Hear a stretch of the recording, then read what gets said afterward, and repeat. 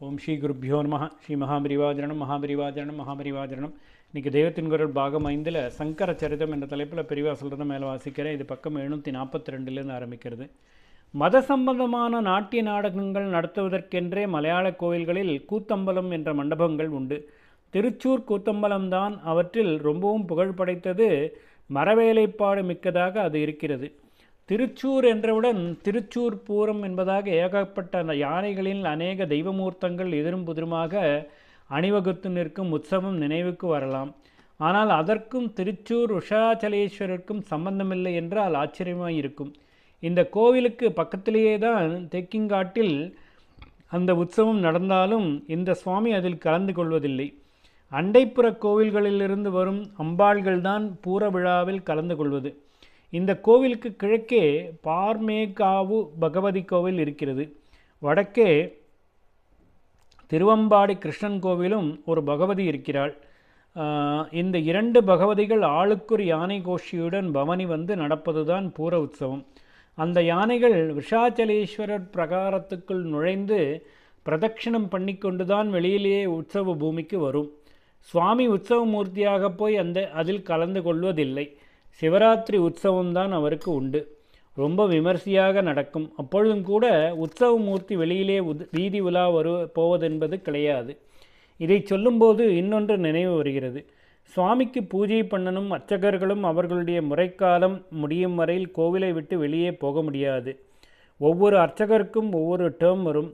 அந்த காலம் பூராவும் பூர்ண பிரம்மச்சரிய நியமத்துடன் கோவிலுக்குள்ளே தான் ஈஸ்வர ஸ்மரணத்துடன் வசித்து வருவார்.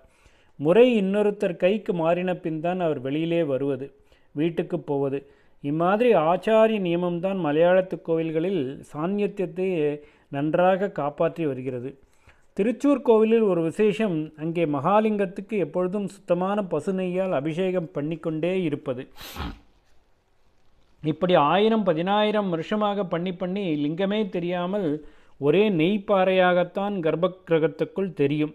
நல்ல வெயில் காலத்திலும் கிட்டத்திலே நிறைய தீபங்கள் எரிந்து கொண்டிருக்கும் போதிலும் நெய் உருகுவதில்லை.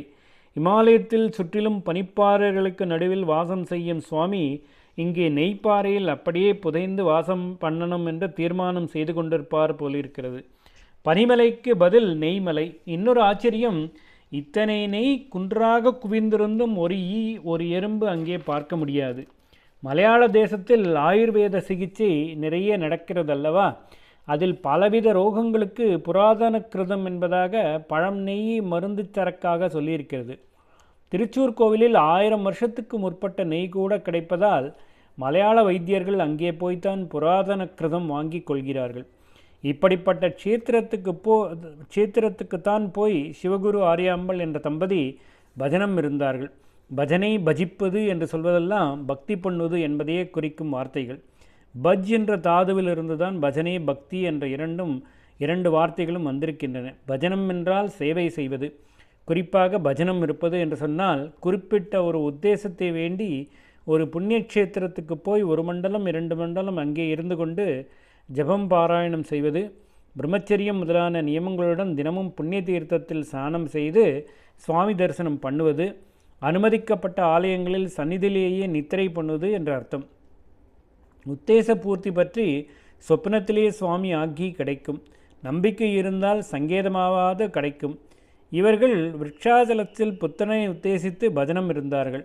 பக்தி ஸ்ரத்தையுடன் வேண்டியபடி இருந்தார்கள். வரப்பிரதானம். சுவாமி ஒரு ராத்திரி சிவகுருவின் சொப்னத்தில் தோன்றினார்.